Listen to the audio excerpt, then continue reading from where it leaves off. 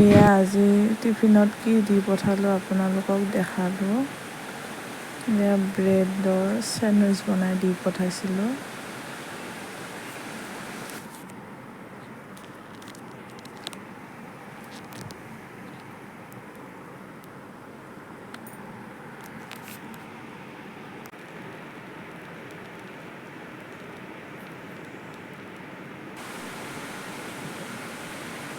তাৰপিছত এয়া স্কুলৰ পৰা আহিলোঁ, আহিয়ে চাওকচোন বতৰটো ইমান ধুনীয়া। তাৰপিছত এয়া দুপৰীয়াৰ কাৰণে মাছ ভাজি আছে।